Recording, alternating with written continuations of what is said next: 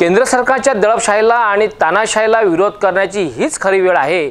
सर्वांनी एकजुटीने एकत्र येऊन विरोध केल्यास केंद्रातील सरकार उलथून टाकायला वेळ लागणार नाही। त्यामुळे सर्वांनी एकजुटीने संघर्ष करूया असे आवाहन काँग्रेसच्या कार्यसमितीच्या सदस्या आणि माजी राज्यमंत्री ॲडव्होकेट यशोमती ठाकूर यांनी 28 डिसेंबर काँग्रेसच्या 139व्या वर्धापन दिनानिमित्त नागपूर येथे आयोजित महारॅलीत कळवल्या। या ठिकाणी जमलेला जनसागर हा आता जनसंघर्षासाठी केंद्रातील तानाशाही करणाऱ्या शक्तींना गाळून टाकण्याकरिता तयार झाला आहे।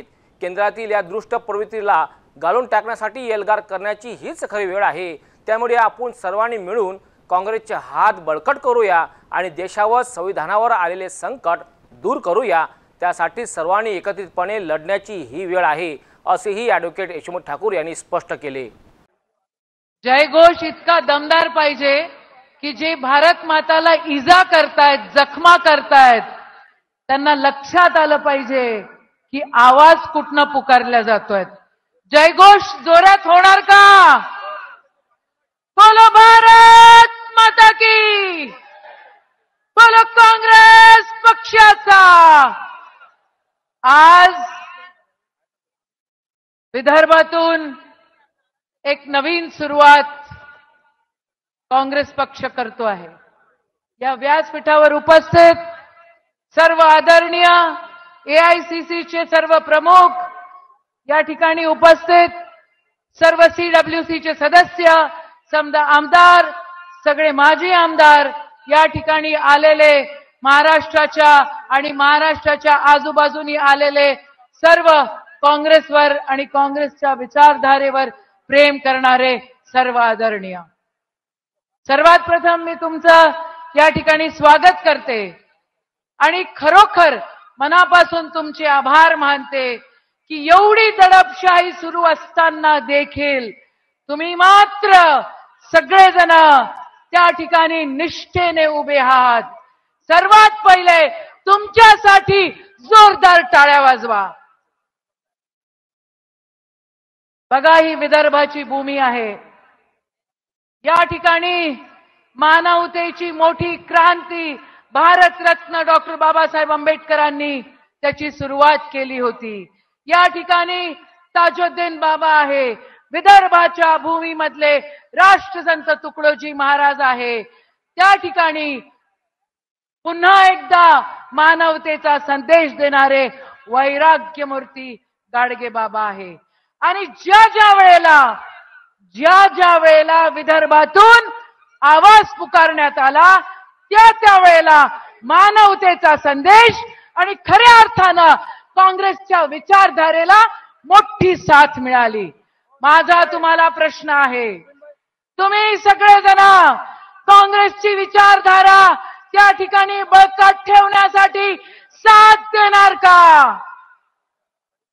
आवाज जोरात, बोलो भारत माता की, बोलो काँग्रेस पक्षाचा। काय काय सुरू आहे आपल्या देशात, काय काय गोंधळ घालतायत, काय काय आकात करतायत, काय प्रकारे दडपशाही देतायत। 1920 मध्ये महात्मा गांधींनी आवाज पुकारला। आज तुमच्या समोर सन्मान्य खरगेजी, सन्मान्य राहुल गांधीजी आणि पूर्ण काँग्रेस कमिटी या ठिकाणी आहे। त्या आवाजाला आपल्याला साथ द्यायची आहे। बंधूंनो आणि भगिनींनो, काळ खूप चांगला आहे असं मी म्हणणार नाही, पण एक लक्षात ठेवा, अशक्य काही नाही आहे। एक मंत्र आपल्याला जपायचा आहे, तो आहे मेहनतीचा आणि तो आहे सर्वधर्म समभावाचा।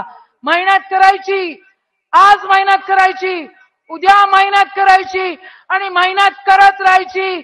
बघा, एक लक्षात ठेवा, प्रत्येकाला वाटतं की भगतसिंग दुसऱ्यांच्या घरी जन्म झाला पाहिजे, पण आपल्याला वाटलं पाहिजे की भगतसिंगची भूमिका आपण घेतली पाहिजे। मी खरं बोलतेय ना? आपल्याला भगतसिंगची भूमिका घ्यायची आहे की नाही घ्यायची आहे? काँग्रेस पक्षाची भूमिका एकच आहे की आपल्याला सगळ्यांना एकत्र राहायचंय। माय बाप हो, कधी कोणी ईडी लावतं, कधी कोणी काय दडपशाही करतं, नाही त्या गोष्टी तुम्हाला माहिती आहे। आज सुनील केदारांवर काही घटना घडतीये का? कारण त्यांना जबरदस्ती करण्यात आली होती. ते म्हणली नाही, मी माझा काँग्रेस पक्ष कधी सोडणार नाही. तुम्ही सगळेजण काँग्रेसचे निष्ठावान आहात. या ठिकाणी बसलेला कणाकणामध्ये काँग्रेसची विचारधारा आहे. राष्ट्रसंत तुकडोजी महाराजांच्या नावाने हे नागपूर विद्यापीठ आहे. गाडगेबाबांच्या नावाने तुकडोजी महाराजांच्या नावाने गाडगेबाबांच्या नावाने अमरावती विद्यापीठ आहे. आपण सर्व धर्म संभावाचे पाईक आहोत. आपण घाबरणारी माणसं नाही आहोत. ताजुद्दीन बाबाचं दर्शन देखील याच ठिकाणी आपल्याला होतो. आणि बघा, एकनिष्ठा आणि सातत्याने मेहनत करण्याची भूमिका जर आपण घेतली तर कोणी आपल्याला दाबू शकणार नाही. जे इंग्रजांनी केलं ते आज सत्तेत असलेले करतायत. ज्यांनी आपल्याला साथ दिली नाही स्वातंत्र्याच्या लढाईमध्ये, ते दडपशाही आणतायत. आणि या सगळ्या लोकांना आपल्याला मागे सारायचंय.